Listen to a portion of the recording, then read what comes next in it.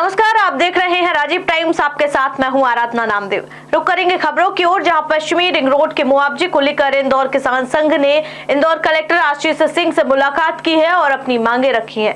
इस दौरान भारतीय किसान संघ कार्यकारिणी सदस्य अनिल व्यास ने बताया कि रिंग रोड के निर्माण से प्रभावित गाँवों की गाइडलाइन बढ़ाने की मांग की गई है। आपको बता दें कि प्रभावित गाँवों में अक्रिय, बरलाई, सांबेर, ब्राह्मण, पिपलिया, धर्मपुरी, फलूदा और मंगलिया शामिल हैं। अनिल व्यास ने बताया कि इन गांवों की गाइडलाइन में पहले ही बदलाव हुआ है, जिनमें मुआवजा दर 5 लाख रुपए से बढ़ाकर 60 लाख रुपए प्रति हेक्टेयर तक किया गया है। इंदौर किसान संघ अध्यक्ष राजेंद्र कुमार पाटिल ने कहा कि कलेक्टर आशीष सिंह ने उनकी मांगों पर विचार करने और जल्द समाधान निकालने का आश्वासन दिया है।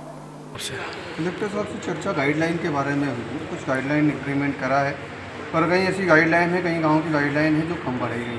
कलेक्टर साहब को अवगत कराया था कि ये गाइडलाइन है, इंक्रीमेंट होना चाहिए। इसके कलेक्टर साहब ने बोला आवेदन वगैरह देना, तो पंजीयन कार्यालय पे उनके आवेदन दे चुके हैं। कौन से गांव की जो गाइडलाइन? जैसे कई गांव हैं, बरलाई जागीर है, ब्राह्मण पिपलिया है, धर्मपुरी है, सोलसिंदा, कटकिया, धतूरिया, बालोदा, मांगलिया, अरनिया, जैसे कई गांव ऐसे हैं जहाँ की गाइडलाइन ऑलरेडी पहले से ही बहुत कम थी और जो इंक्रीमेंट हुआ है वो भी कम हुआ है। अभी जो इंक्रीमेंट और गाइडलाइन है कितने रुपए की, कुछ बता सकते हैं? कहीं ऐसा भी हुआ कि 5 लाख की गाइडलाइन है पर बीघा, जो 20 लाख रुपए हेक्टर है, तो वहाँ कहीं 50 लाख रुपए हेक्टर हुआ, कहीं 60 लाख रुपए हेक्टर हुआ है।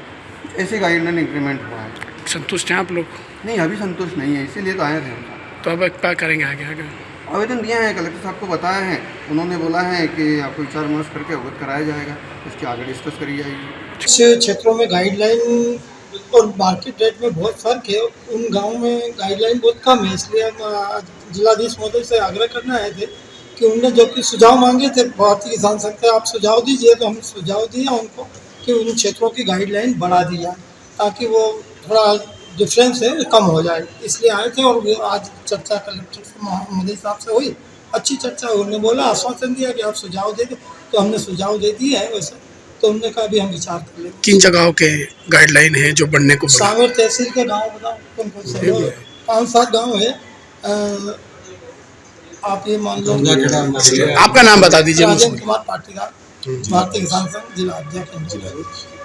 देखिए, ये किसान संघ के लोग थे और उनके द्वारा एक हमको ज्ञापन दिया गया है कि जो गाइडलाइन वैल्यूज बढ़ाई गई हैं, उन गाइडलाइन वैल्यूज को और अधिक बढ़ाए जाने की आवश्यकता है लगभग सभी गांवों में, जिस संबंध में उनके द्वारा ज्ञापन सौंपा। रुकते अगली खबर की ओर, जहां इंदौर कलेक्टर आशीष सिंह की अध्यक्षता में राजस्व वसूली बढ़ाने और प्रशासनिक कार्यों की समीक्षा के लिए बैठक आयोजित की गई है। इस बैठक में सभी एसडीएम और तहसीलदार शामिल हुए हैं। कलेक्टर ने निर्देश दिए हैं कि अब तक 60 करोड़ रुपए की राजस्व वसूली हो चुकी है, जिसे मार्च के अंत तक और बढ़ाने का लक्ष्य रखा गया है। बंटवारा और सीमांकन जैसे राजस्व मामलों का समय सीमा में निराकरण किया जाए। साथ ही उन्होंने राजस्व कार्यालयों में दलाल और अवैध गतिविधियों पर सख्त कार्रवाई के निर्देश दिए हैं। कलेक्टर ने मीडिया से चर्चा के दौरान बताया कि इस बैठक में मुख्य रूप से 2 मुद्दों पर चर्चा हुई, राजस्व वसूली और फार्मूला रजिस्ट्री। उन्होंने कहा कि 70% कार्य पूरा हो चुका है और शेष 20% कार्य मार्च के अंत तक पूरा कर लिया जाएगा। कलेक्टर ने जानकारी दी है कि अब भी खुद फोन के जरिए आवेदकों से संपर्क कर राजस्व प्रकरणों का निराकरण सुनिश्चित कर रहे हैं। इसके अलावा उन्होंने राजस्व कार्यालयों में FG लाइजनिंग और दलालों की उपस्थिति पर कड़ी कार्रवाई के निर्देश दिए हैं। के 2 मुख्य मुद्दे हैं, एक तो राजस्व वसूली का है और दूसरा फार्मर रजिस्ट्री का है। तो वसूली अधिक से अधिक मार्च एंड तक हो, ये इस संबंध में निर्देश दिए गए हैं। फार्मर रजिस्ट्री का जो काम पूरा करना है, उसमें लगभग हमारा 70% काम हुआ है। 30% जो काम बचा हुआ है वो मार्च में पूरा करने के निर्देश प्रदान किए गए हैं। इसके अलावा एक हमने जो कंट्रोल रूम बनाया है, जिससे कि जितने भी प्रकरण निराकरण हो रहे हैं उन सबके संबंध में जानकारी प्राप्त की जा रही है कि कितना समय लगा, किसी तरीके की परेशानी तो नहीं हुई, अच्छे तरीके से निराकरण हुआ है कि नहीं हुआ है नामांतरण सीमांकन बंटवारे का। तो उसमें जो कुछ कमियां मिल रही थी, उसके संबंध में भी सभी को निर्देशित किया गया है कि अगर भविष्य में इस तरीके की कमियां प्राप्त होंगी तो जो भी संबंधित तहसीलदार होंगे उनके खिलाफ भी विभागीय जाँच चालू की जाएगी। उस संबंध में भी सभी को निर्देश दिए गए हैं। कुल मिला के सभी आवेदकों के राजस्व संबंधी काम बहुत ही सुविधा से हो और किसी तरीके की परेशानी का सामना न करना पड़े, इस संबंध में आरोप। चलिए चलते हैं अगली खबर की ओर। आपको बता दें भोपाल से, जहां भोपाल के शाहपुरा थाना क्षेत्र में एक 25 वर्षीय महिला डॉक्टर की संदिग्ध परिस्थितियों में मृत्यु हो गई है।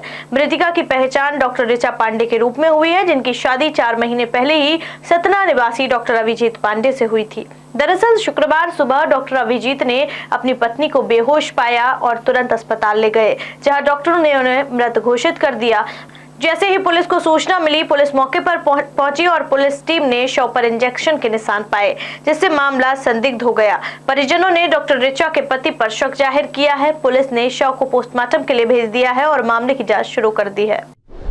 रुक करते अगली खबर की ओर, जहां क्रिकेट प्रेमियों के लिए खुशखबरी है। आईपीएल 2025 का रोमांच आज से शुरू हो रहा है और इस बार क्रिकेट का मजा दोगुना होने वाला है, क्योंकि बीसीसीआई ने 5 बड़े बदलाव किए हैं जो खेल को और ज्यादा रोमांचक बनाएंगे। पहला मुकाबला कोलकाता के ऐतिहासिक ईडन गार्डन्स स्टेडियम में खेला जाएगा, जहां दर्शकों को नए नियमों के साथ क्रिकेट का नया अनुभव मिलेगा। आइए जानते हैं इस बार कौन कौन से बदलाव किए गए हैं। आईपीएल 2025 का पहला मुकाबला आज कोलकाता के ईडन गार्डन्स में खेला जाएगा। इस सीजन के 5 नए नियम लागू होंगे। खेल में नया रोमांच भी आएगा। गेंदबाजों को लार के उपयोग की अनुमति दे दी गई है। उसकी समस्या से निपटने के लिए बदली जा सकती हैं गेंदें। साथ ही डीआरएस में अब नो बॉल और वाइड की भी समीक्षा होगी। धीमी ओवर गति पर कप्तान को डिमेरिट अंक मिलने से बचने के लिए विशेष प्रावधान होंगे। 10वें ओवर के बाद गेंद बदली जा सकेगी। अंपायर के विवेक पर यह फैसला रहेगा। खबरों में फिलहाल इतना ही। देश दुनिया की तमाम खबरें देखने के लिए देखते रहिए राजीव प्राइम्स। नमस्कार।